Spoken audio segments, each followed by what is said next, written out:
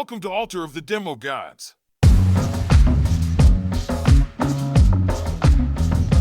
If you're wondering what advice from two experienced sales engineers sounds like, it's a little like this. Welcome back to Altar of the Demo Gods. I'm Keith Wilson, joined by my co-host, John Morton. John, how you doing? Buenas noches, señor. Ahoy, hoy. I'm not leaving it alone. I'm sticking with it. Tell they sponsor us. I'm with you. I totally didn't have thousands of shirts made that are non-refundable that say ahoy, hoy on them. No, I'm kidding. They're going to be like Super Bowl shirts that show up in, They're going to show up in impoverished nations. Impoverished nations that say, ahoy, hoy, sponsored by the Demo Gods. Well, at least it'll be good advertising, in places where they don't have technical or sales. They might, man. They got to sell like cell phones and stuff. I don't know. Goat sales. Automatic goat milkers. I'm rolling through. If you weren't with us for last week, we were talking about customer verifiable outcomes, or CVOs, as that was our acronym of the week last week. So CVOs are something that customer generally wants to achieve. We talked about it in terms of tools. So we said, if I'm woodworking and I need to sand, I need to be able to sand. Well, there's plenty of sanders out there that can sand. My customer verifiable outcome is I need something it sands. Well, you can add on to that with your value proposition. So it's what you do to add value to that customer verifiable outcome. So maybe in the case of that sander, maybe it spins at a faster RPM for a better, higher quality finish. Maybe it's got some sort of better filter on it, or some way a better dust collection mechanism on it so that dust doesn't get released in the air. But it's adding value to that CVO that distincts it, that adds distinction between it and its competitors. And your CVOs and your value prop should be tied together throughout the deal. As you're progressing through the different steps, you should always continue to marry CVOs to your value proposition. And then always try and tie it back to metrics, right? There's something that you can measure, something that your champion can present back to the people that can sign the check, especially if you can relate those metrics back to a return on investment, dollars or time. I miss anything, John? I mean, other than the fact that we have McDonald's at home, no. That's right. John brought up an analogy at the end, and gave my kids an excellent way to sell me on taking them to McDonald's. In today's episode, we're going to be talking about Salesforce and using Salesforce as an SE. So the acronym for this week, believe it or not, it's an acronym that it does stand for Salesforce, is SFDC. SFDC. What's the DC for, John? Do you know? I think it means .com, but it does. I honestly don't know. It does. Right? It's right. Yes. Because it was in the beginning, it was always, whenever you heard it branded, it was always Salesforce.com. It was kind of one of the first sort of SaaS solutions out there. So everybody was referring to it as the .com, with the .com on there, right? So, that got shortened to SFDC. So SFDC, acronym of the week. So those that aren't familiar with Salesforce or SFDC, it is a customer retention management system, or a CRM, which could be an acronym of the week for another week. And it helps you keep track of your customers and your deals. And John, what I'm simplifying, because I just said it helps you keep track of your customers. I could do that in Excel. What is it that makes Salesforce so great, or used by so many companies? I'm going to go ahead and throw in a plug here, because I've been using a new tool along the lines of a CRM as well, equivalent to Salesforce, by the name of HubSpot. But what the value of these CRM tools is, to Keith's point, it's not just keeping track of customers. You can do that in a spreadsheet. You could do a lot of CVO, right? Yeah, that's my CVO. your CVO. And hey, HubSpot, they got a ton of money. If they want to sponsor us, I'm all in. But what it helps do is it helps not just track customer details, but when it comes to sales and specifically technical sales, what we talk about, it helps keep things in a, forecastable process. What I mean by that is we're not just collecting customer details. We can track a deal along its life cycle and stage. Right? So, yeah. So how does it track that deal though? I mean, it's not automatic, right?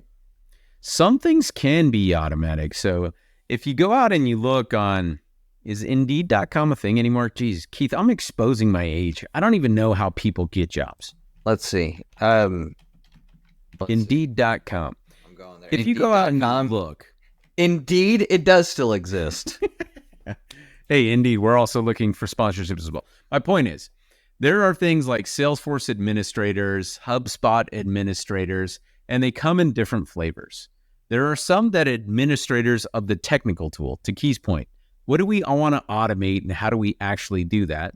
And then there are some like sales operations where we're saying, okay, we understand the technical functions of Salesforce and HubSpot and creating these workflows, but there's a sales ops side of it, sales operations, where we're saying, what do we want the process to look like? So to Keith's point, if someone comes to our website and they look up alterofthedemogods.com, is there some way we can automatically gather data about that person? They were referenced to us via email address. There's some sort of tangible metric we can automatically put into HubSpot or Salesforce that said they came to our website.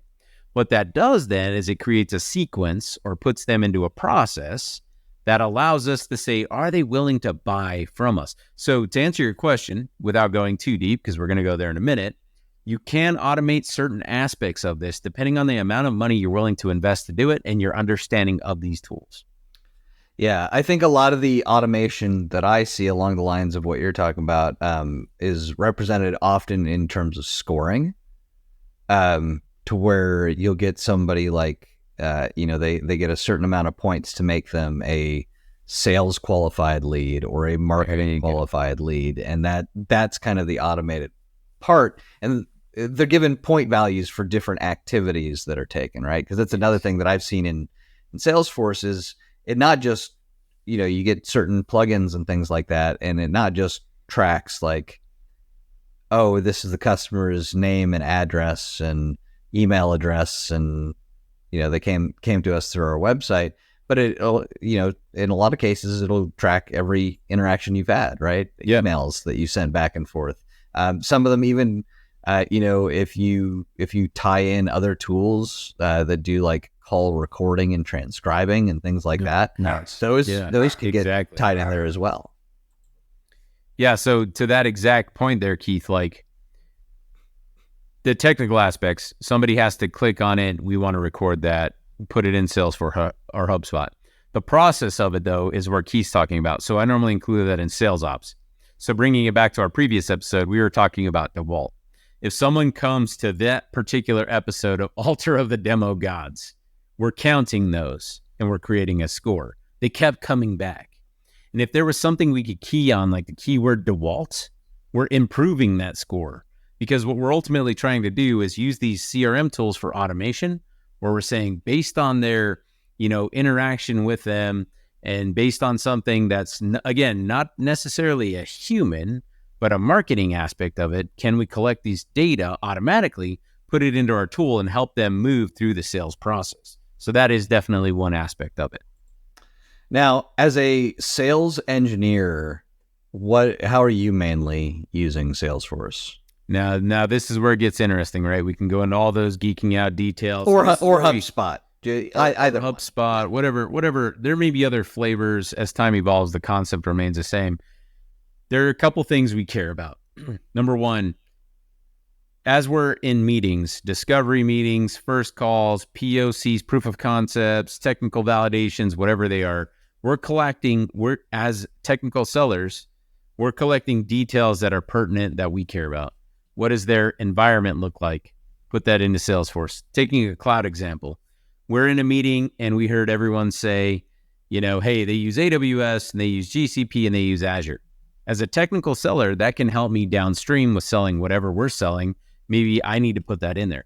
To Keith's point, though, there is ways to automate that. If we have tools that are recording and transcribing it, we want to at least validate whatever these tools are doing as far as inserting that data. So number one is, notes collecting.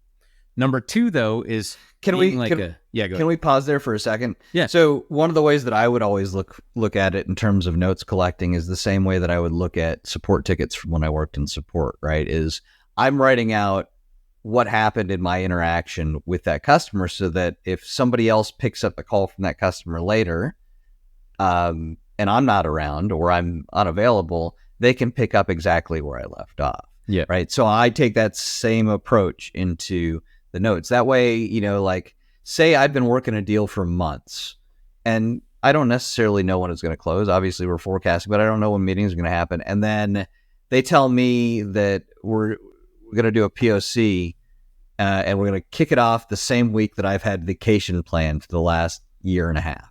Right. Okay. Well, I'm not going to cancel my vacation. But maybe John, I can say, you know what? I'm sorry, guys. I know you've been working with me. I've got this vacation plan, but I've got John. He's going to come in, run the POC for me. Don't worry. I already briefed him. And then John can pick up from my notes and do and work from exactly all of the knowledge I've been gathering throughout and use that to do the POC in a way that I would do the POC. I like that example, Keith, 1000% from like a being a good corporate citizen perspective. So that's one additional value add is now we have a centralized repository of data about deals where we're working on it, where if John Morton gets hit by the lottery bus and retires to Maui, Keith can just fill in and know everything that I documented. So absolutely, corporate citizen perspective is another important value prop. And again, it's just helping the deal along its process. So there's no such thing as too much data, in my opinion. So excellent point, Keith. Okay, so that was the notes part. Next, what's another responsibility? Yeah, so notes part is definitely one of them, right? We want to collect all the data we can, help us map out how we can solve their problem. Another valuable aspect of it, though, is process. As we're progressing a deal through sales process, and why does sales process matter? We want to be able to report up to leadership, what's a forecastable deal. If all we've done is had 2 discovery meetings and we know about them, that doesn't help. But if they showed interest, they have pain, we've established a champion, we know the technical lookings, we know the success criteria of a technical validation via a proof of concept, those things can also be, I don't want to say gated, but collected in Salesforce. So for us to progress a deal through the sales process, technically, we can put that in the CRM or HubSpot. Right? Gate 1, stage 7. Did you do a demo? Yes or no? I did. Check the box. What are the notes? What was the next steps out of that? Okay, we did a technical workshop. Okay, cool. Did you do that? Yes. Collected the details. Awesome. Next step, we're looking towards a proof of concept. Awesome. Did we establish success criteria? What are those customer verifiable outcomes of a technical validation they need to see to buy product? So the CRM is helping us along the sales process, just kind of making sure we're collecting and having those metrics in place about what we're trying to do and how we're doing it. All right. Sure. So I don't want to say gates. Gates is a very bad term, but they are kind of like steps. Are we doing these steps as we go through the sales process? Do you have any tips or suggestions for best practices managing data? For me, my example is, with notes, I would enter those in as soon as I'd get the chance. Sometimes you'd have days where you have back-to-back meetings and it's not always easy to enter notes. And I tend to take a lot of paper notes, or sometimes I'll type and stuff like that. And it may just be in a notepad, like online somewhere, not in Salesforce. But then as soon as I hit a break, say I have 2-3 calls even back to back, as soon as I hit a break, I go through and take all those, the notes that I have, and start putting it into Salesforce and memorializing that data there. So it's, don't wait too long, because at least I've found, I have a better memory closer to the event and I can put in more detail right away. This is my own personal shortcoming, Keith. This is why I would never be a good AE, account executive, or sales rep, because I am terrible about updating a CRM. But the advice I give everyone that I've... So a lot of them aren't that great at it either, if we're being honest. It's a mundane and boring task, I'm not going to lie. But to Keith's point, just do the work. That's Second, you get the that's your notes. base pay work. That's your base pay work. That's why most SEs, technical sellers, get a base pay. So what I like to do, best practice, and this is just me again, take it for what it's worth. I always, after we have a meeting, me and my AE, or if it's just you, set aside 15 to 20 minutes after that meeting to literally update the CRM. Talk about the meeting, talk about what the outcome was, but at that exact moment, update it. Otherwise, you're not going to do it. I'm telling you, you're not. Come to think of it, there have been plenty of times where I've sat down with a sales rep after, where they're filling in their information into Salesforce, and it's right after a meeting that we had in person or whatever, and they'll ask me like, "Hey, do you remember what happened with this?" And between the two of us, it's so much easier to piece together. It's so much easier as a team. Yeah. Well, particularly because we talked about active listening in the last episode. So if you didn't hear that, go back listen to episode 32. 33. Episode 33. Yeah. So we talked about active listening in there, and it's much easier to do if you've got one person that's able to actively listen while the other one focuses on line of questioning and things like that, in the meeting. But together, when you've got multiple heads that were there, not only do you have more complete information, but you have it from different points of view, right? A lot of AEs tend to get what we in the business call happy ears, where everything to them sounds fantastic. But then absolutely. If you were to talk to an SE that was in the same meeting, they'd tell you that it went poorly. That's me, man. I'm always the negative Nancy in the room because I didn't hear the same thing as you. But yeah, it's good to do the wrap up. And one more thing I'd add to that is it's CYA. Right. So again, at the end of the day, we all have metrics we're measured by. And normally as a technical seller, you still carry a quota, even though it's not as strict as normally an account exec or a sales rep. We still carry a quota. So at least if you can say, here's what we documented, here's what we all agreed to, here's I use POCs a lot because they're our most important aspect of things, proof of concept, technical validation. They said if we can technically do X, Y, Z, they'll buy our product, right? Not the business side, but the tech side. If we document that and we've shown that we work towards that and we get buy-in from the customer, they agreed, we satisfied XYZ, we've done our job in forecasting and progressing the sales, the deal through the sales process.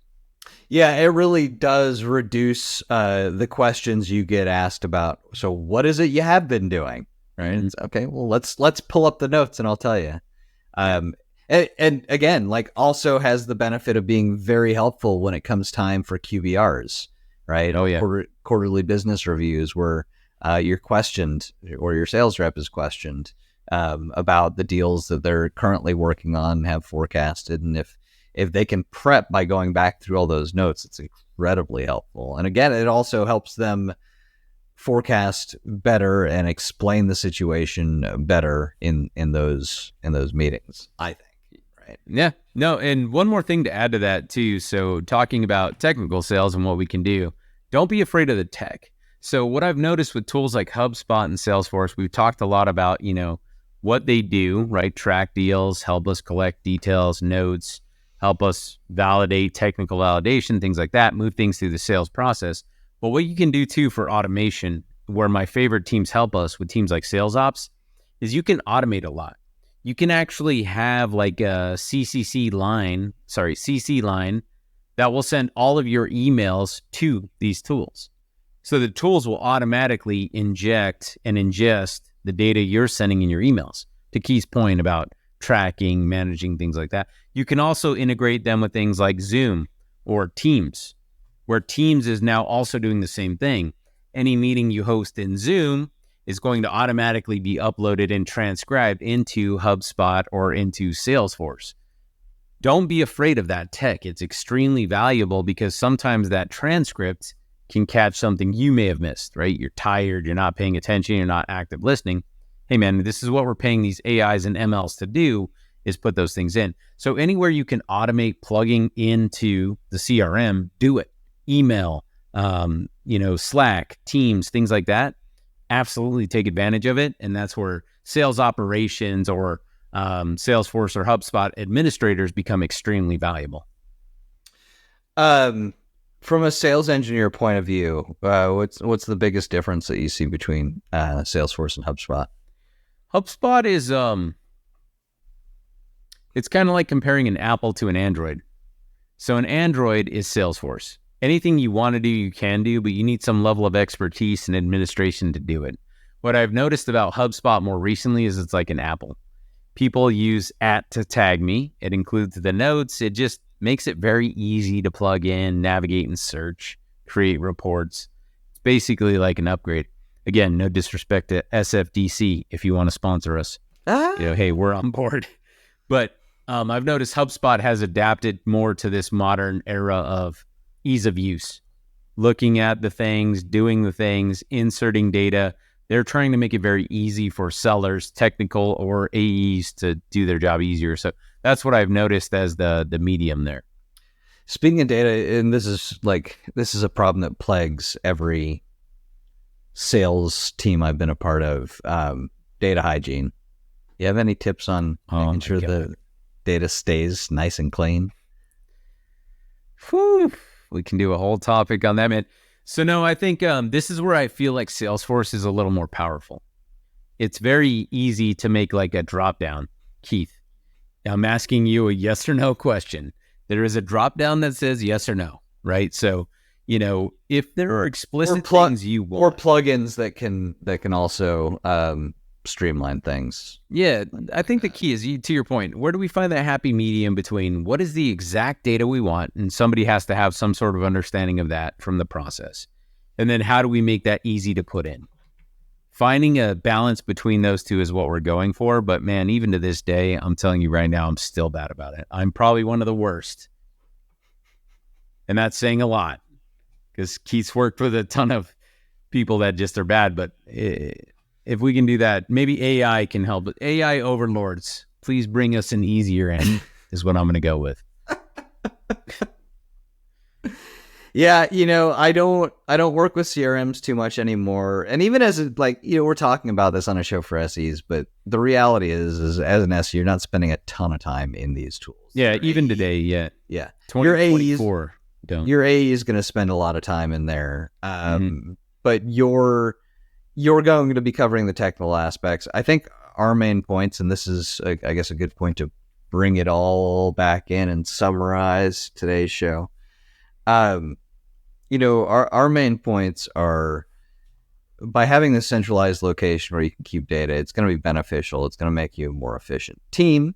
Leaving notes behind where others can help out or help possibly even pinpoint where you may be going wrong in a deal, right? If I'm a leader of a SE team and I can review all of these open Salesforce tasks that people have, or activities that they've done, or notes that they've entered, I may be able to find holes in the deal and go, oh, we haven't covered this yet. And I can give them some guidance, right? So having a centralized location, even though not something you're going to use a lot, but it's still important. Enter your notes there so that somebody else can take over your work if needed, or so that others can help you out, just in terms of trying to get the deal closed, or so that your AE can better explain what's going on when they're questioned about it. CRMs also, we talked about the CVO. I want to record my customer information. I can do that in a spreadsheet. But CRMs have the value add, or the value proposition, of being able to score for likelihood of a deal, right? And that's when we start talking about things like sales qualified leads and marketing qualified leads and things like that. John, what can you tell me that either we didn't cover or that we did cover, that you want to double click on here where we're talking about sales tools. Yeah, just one more thing from a technical sales perspective, right? Salesforce.com, Salesforce, or HubSpot, or whatever the latest CRM is. In my experience as a technical seller, you're not going to spend a lot of time in it, but it is a good source of CYA, right? You can always justify your own activities. No one will ever question why you spent so much time in the CRM updating what you're doing. It's a better source of defending your personal, and professional activities. And the more you understand it and understand the sales process and what your leadership is going for, I promise you the more valuable you're going to be as a technical seller. So don't shy away from it. And also look towards that automation. If you can plug into your email or plug into your Zoom or Teams or whatever it may be, automate whatever you can. It'll save you a ton of time and effort. Excellent summary, John. Excellent summary. This has been a great episode. I really enjoyed it. I still do get into CRMs, but not as much as I did before. And honestly, I didn't do it that much before because I'm an SE. If you enjoyed what we talked about tonight, if you enjoyed this topic or want to learn more about being a sales engineer, you happen to just catch a clip of this show or just catch this episode. We do this every week. You can get us wherever you get your podcasts for free. You can go to our website if you need specific links to places. You can go to demogodspod.com where we talk all things about Alter the Demo Gods, including some blog posts about things that we discuss on the podcast. If you have any questions for us, think you'd be a good guest for the show, you can email us at demogodspod@gmail.com. That's demogodspod@gmail.com. Please, if you're watching this on YouTube, like, share, subscribe. Tell your friends about us. Spread the word of Alter the Demo Gods. And again, really glad you could enjoy us. We look forward to seeing you next week here on Alter of the Demo Gods.